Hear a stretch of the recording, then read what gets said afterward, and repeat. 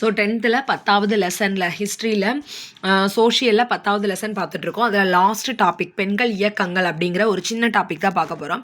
20ஆம் நூற்றாண்டின் தொடக்கத்தில் சென்னை மாகாணத்தில் பெண்களை வலிமையுள்ளவர்களாக மாற்றுதல் என்னும் நோக்கத்துடன் பல பெண்ணிய இயக்கங்கள் நிறுவப்பட்டன. ஸோ 20ஆம் நூற்றாண்டில் தான் பெண்களுக்கு இம்பார்ட்டன்ஸ் அதிகமாகுது. ஸோ பெண்களை வலிமையுள்ளவங்களாக மாற்றணும் அப்படிங்கிறக்காண்டி பல பெண்ணிய இயக்கங்கள் நிறுவப்படுது. அவைகளுள் தமிழ்நாட்டில் உருவான இந்திய பெண்கள் சங்கம், உமன்ஸ் இந்தியா அசோசியேஷன் அப்படிங்கிற ஒன்று தமிழ்நாட்டில் உருவாக்குறாங்க.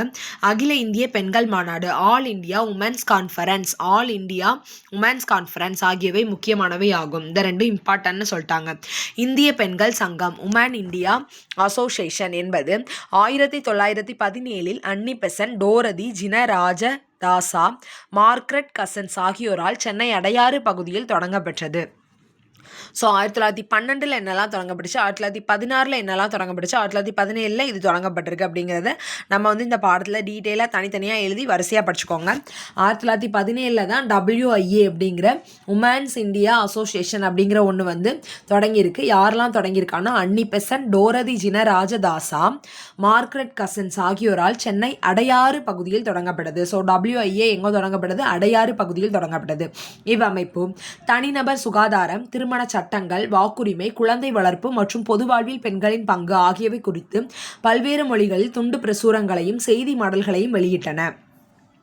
ஸோ இந்த அமைப்பு தனிநபர் சுகாதாரம், ஒரு கேர்ள் எவ்வளோ சுகாதாரமாக இருக்கணும், திருமண சட்டங்கள், 21 வயசுக்கு மேலே தான் பெண்களுக்கு கல்யாணம் முடிக்கணும், வாக்குரிமை, ஸோ பெண்களுக்கும் வாக்குரிமை, குழந்தை வளர்ப்பில் நம்ம என்னென்ன மெஷர்ஸ் எடுக்கலாம், பொது வாழ்வில் பெண்களுடைய பங்கு எப்படி இருக்கணும், எல்லாது குறித்துமே பல்வேறு மொழிகளில் துண்டு பிரசுரங்களையும் செய்தி மடல்களையும் வெளியிட்டன.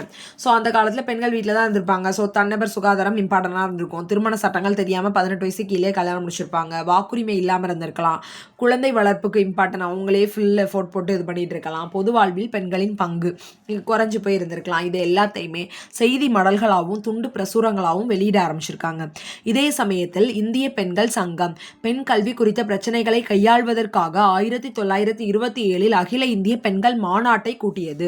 ஸோ இந்த சமயத்தில் இந்திய பெண்கள் சங்கம், நம்ம WIAன்னு படித்தோம் இல்லையா, உமன் இந்தியா அசோசியேஷன், அது பெண் கல்வி குறித்த பிரச்சனைகளை கையாள்வதற்காக அகில இந்திய பெண்கள் மாநாடுன்னு ஒன்று, அதுதான் அந்த மேலே கொடுத்துருக்காங்க இல்லையா, ஆல் இந்தியா உமன் கான்ஃபரன்ஸ், அகில இந்திய பெண்கள் மாநாடுன்னு ஒன்று எந்த வருஷம் நடந்திருக்கு? 1927 சைமன் கமிஷன் அப்போ 1927 அப்போ பெண் கல்வி குறித்த பிரச்சனைகளை கையாள்வதற்காக அகில இந்திய பெண்கள் மாநாட்டை கூட்டியது. மேலும் பெண்களின் மேம்பாட்டுக்காக பல கொள்கைகளை அரசு நடைமுறைப்படுத்த வேண்டுமென பரிந்துரை செய்தது. ஸோ பெண்கள் மேம்படணும் அப்படின்னா பெண்களுக்கு இப்போ இருக்கிற மாதிரி இம்பார்ட்டன்ஸ், தனி பஸ்ஸு கொடுங்க, ட்ரெயினில் தனி கோச் கொடுங்க, எல்லாமே அரசு நடைமுறைப்படுத்தணும் அப்படின்னு நிறைய பரிந்துரைகள் செஞ்சுருக்காங்க. பெண்களின் விடுதலை என்பது சுயமரியாதை இயக்கத்தின் முக்கிய நோக்கங்களில் ஒன்றாகும். பெரியாரின் தலைமையிலான சுயமரியாதை இயக்கத்தை சேர்ந்தோர் பாலின சமத்துவம் மற்றும் பாலினம் குறித்த சமூகத்தின் உணர்வுகளை மேம்படுத்தல் ஆகியவற்றுக்காக பணியாற்றினர். ஸோ சுயமரியாதை இயக்கத்தோட இந்த பெண் விடுதலை அப்படிங்கிறது கமிட் ஆகுது. ஏன்னா சுயமரியாதை இயக்கத்தோட முக்கியமான நோக்கங்களில் ஒன்று பெண் விடுதலை. ஸோ பெரியார் தலைமையில் சுயமரியாதை இயக்கத்தை சேர்ந்தவங்க எல்லாரும் பாலின சமத்துவம், பாலினம் குறித்த சமூகத்தோட உணர்வுகளை மேம்படுத்தணும், ஆண்களும் பெண்களும் சமந்தான்றதை கொண்டு வரணும் அப்படின்னு பணியாற்றிருக்காங்க. தங்களுடைய கருத்துக்களை பங்கிட்டுக் கொள்வதற்காக ஒரு இடத்தை பெண்களுக்கு இவ்வியக்கம் ஏற்படுத்தி கொடுத்தது.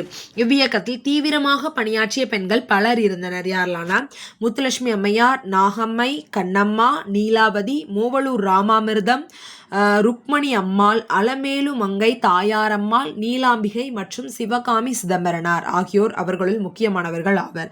ஸோ யாரெல்லாம் இம்பார்ட்டன்ட்னு பார்த்தோம்னா முத்துலட்சுமி அம்மையார், நாகம்மை, கண்ணம்மா, நீலாவதி, மூவலூர் ராமாமிர்தம், ருக்மணி அம்மாள், அலமேலு மங்கை தாயார் அம்மாள், நீலாம்பிகை மற்றும் சிவகாமி சிதம்பரனார் ஆகியோர் அவர்களுள் முக்கியமானவர்கள் ஆவர் அப்படின்னு சொல்லிட்டாங்க. ஸோ அது போக தேவதாசி முறை ஒழிப்பு இதில் இம்பார்ட்டனாக கொடுத்துருக்காங்க. கடவுளுக்கு இறைப்பணி செய்யும் சேவகர்களாக இளம் பெண்களை இந்து கோயில்களுக்கு அர்ப்பணிக்கும் வழக்கம் இருந்தது. அவ்வாறு அர்ப்பணிக்கப்பட்டோர் தேவதாசி என்று அறியப்பட்டனர். கடவுளுக்கு செய்யப்படும் சேவை எனும் நோக்கில் அமைந்திருந்தாலும் நாளடைவில் இம்முறை பெரும் ஒழுக்க கேட்டிற்கும் பெண்களை தவறாக பயன்படுத்துவதற்கும் இட்டு சென்றது. இத்தேவதாசி முறையினை ஒழிப்பதற்காக சட்டம் இயற்றப்பட வேண்டும் என்பதற்காக நடைபெற்ற இயக்கத்தில் டாக்டர் முத்துலட்சுமி அம்மையார் முதலிடம் வகித்தார். மதராஸ் அர்ப்பணிப்பை தடுத்தல் தேவதாசி சட்டம் 1947 எனும் சட்டம் அரசால் இயற்றப்பட்டது அப்படின்னு சொல்லிட்டாங்க. ஸோ கடவுளுக்கு இறைப்பணி செய்யறதுக்கு சேவகர்களாக இளம்பெண்களை வந்து இந்து கோயிலுக்கு அர்ப்பணிக்கிற வழக்கம் இருந்துச்சு. அப்படி அர்ப்பணிக்கப்பட்டவங்கள தேவதாசி அப்படின்னு சொல்லியிருக்காங்க. அவங்க கடவுளுக்கு செய்யப்படும் சேவை அப்படிங்கிற நோக்கத்தில் அது வந்து பெரிய ஒழுக்கக்கேடாக மாறிடுச்சு. பெண்களை தவறாக பயன்படுத்துவதற்கும் அது வந்து இட்டு சென்றிருக்கு. ஸோ இந்த தேவதாசி முறையை ஒழிக்கணும் அப்படிங்கிறக்காண்டி சட்டம் இயற்றப்படணும் அப்படிங்கிறக்காண்டி டாக்டர் முத்துலட்சுமி அம்மையார் வந்து ரொம்ப இம்பார்ட்டண்டாக போராடி இருக்காங்க. மதராஸ் அர்ப்பணிப்பை தடுத்தல் தேவதாசி சட்டம் அப்படிங்கிற ஒன்று 1947 அந்த சட்டம் வந்து அரசால் இயற்றப்பட்டிருக்கு அப்படின்னு சொல்லிட்டாங்க. ஸோ இந்த பாக்ஸ் வந்து ரொம்ப இம்பார்ட்டன்ட். 1930 சென்னை சட்டமன்றத்தில் முத்துலட்சுமி அம்மையார் சென்னை மாகாணத்தில் இந்து கோயில்களுக்கு பெண்கள் அர்ப்பணிக்கப்படுவதை தடுப்பது என்னும் மசோதாவை அறிமுகப்படுத்தினார். பின்னர் தேவதாசி ஒழிப்பு சட்டமாக மாறிய இம்மசோதா இந்து கோயில்கள் வளாகங்களிலோ அல்லது வேறு வழிபாட்டு இடங்களிலோ பொட்டு கட்டும் சடங்கு நடத்துவது சட்டத்திற்கு புறம்பானதாகும் என அறிவித்தது. தேவதாசிகள் திருமணம் செய்து கொள்வதற்கு சட்டப்பூர்வமான அனுமதியை வழங்கியது. மேலும் தேவதாசி முறைக்கு உதவி செய்கிற தூண்டி விடுகிற குற்றத்தை செய்வோருக்கு குறைந்தபட்சம் 5 ஆண்டு சிறை தண்டனை என ஆணையிட்டது. இம்மசோதா சட்டமாக மாறுவதற்கு 17 ஆண்டுகள் காத்திருந்தது. 1947 தான் இது வந்து சட்டமாக மாறி இருக்கு அப்படின்னு சொல்லிட்டாங்க. ஸோ 17 ஆண்டுகள் இந்த சட்டம் வந்து நிறைவேறக்கு மட்டுமே காத்திருந்திருக்கு. 1930 சென்னை சட்டமன்றத்தில் முத்துலட்சுமி அம்மையார் சென்னை மாகாணத்தில் இந்து கோயில்களில் பெண்கள் அர்ப்பணிக்கப்படுறதை தடுக்கணும் அப்படிங்கிற மசோதாவை வந்து அறிமுகப்படுத்துறாங்க.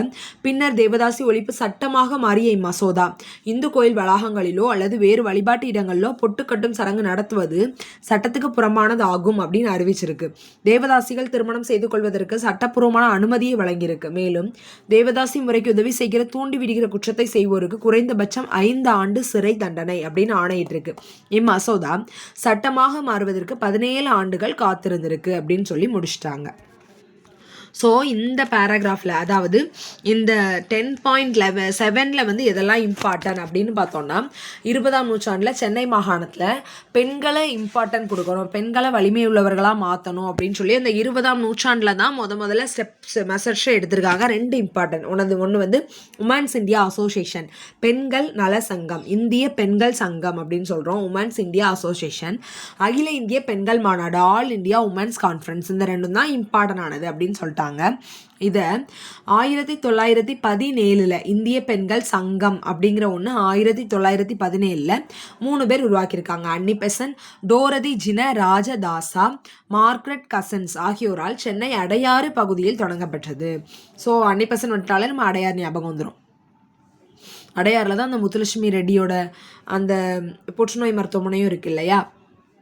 ஸோ அன்னி பெசன்ட் 1917, WIA இந்திய பெண்கள் சங்கம், டோரதி ஜின ராஜதாசா, மார்க்ரெட் கசன்ஸ் இவங்க எல்லாரும் சேர்ந்து சென்னை அடையாறில் உருவாக்கியிருக்காங்க. ஸோ இது வந்து ரொம்ப ரொம்ப இம்பார்ட்டன்ட். 1917 WIA அப்படிங்கிற ஒன்று, மார்க்ரெட் கசன்ஸு, டோரதி ஜின ராஜதாசா, அன்னி பெசன்ட் இவங்க எல்லாம் சென்னை அடையாறில் உருவாக்கியிருக்காங்க. ஓகே, அதில் நிறையா மெஷர்ஸ் எடுத்திருக்காங்க, நிறையா பெண்களுக்கு தேவையானதை துண்டு பிரசுரமாக வெளியிட்டிருக்காங்க. ஓகே, 1927 அகில இந்திய பெண்கள் மாநாடு, அதாவது 17 தொடங்கியிருக்காங்களா, 10 வருஷத்துக்கு அப்புறம் முதல் மாநாடு அகில இந்திய பெண்கள் மாநாடுன்னு ஒன்று. ஆனால் அவங்க நடத்தினது எங்கன்னா மும்பையில் நடத்தியிருக்காங்க, பம்பாயில் நடத்தியிருக்காங்க அப்படின்னு சொல்லிட்டாங்க. சரியா.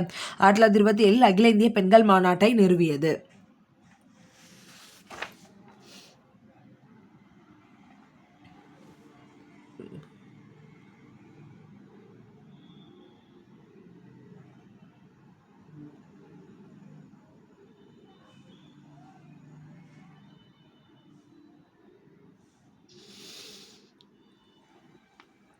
பெண்களின் விடுதலை என்பது, ஸோ இது வந்து எங்கே நடத்தியிருக்காங்கன்னு அவங்க மென்ஷனே பண்ணல, பம்பாயிலன்னு மென்ஷன் பண்ணலை. அகில இந்திய பெண்கள் மாநாடுன்னு தான் கொடுத்துருக்காங்க. ஸோ அதே அகில இந்திய பெண்கள் மாநாடு 1927 அந்த மாநாடு நடந்துச்சுன்னு தான் மென்ஷன் பண்ணியிருக்காங்க. இவங்க பம்பாயிலன்னு மென்ஷன் பண்ணலை.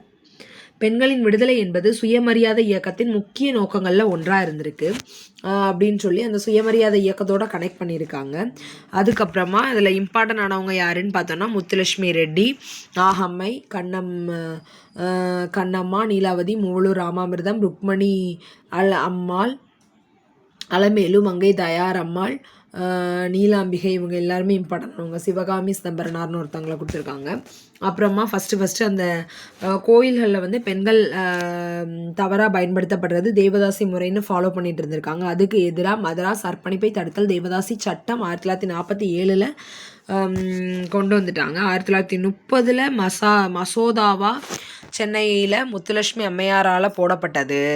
சென்னை மாகாணத்தில் இந்து கோயில்களில் பெண்களை அர்ப்பணிக்கப்படுறதை தடுக்கணும் அப்படிங்கிற மசோதா 17 வருஷம் வெயிட் பண்ணி பொட்டுக்கட்டும் சடங்கு நடத்தக்கூடாது, அது சட்டத்துக்கு புறம்பானது, அப்படி பண்ணாங்கன்னா 5 ஆண்டு சிறை தண்டனை அப்படின்னு சொல்லி அது 17 வருஷம் வெயிட் பண்ணி அது வந்து சட்டமாக மாறி இருக்கு.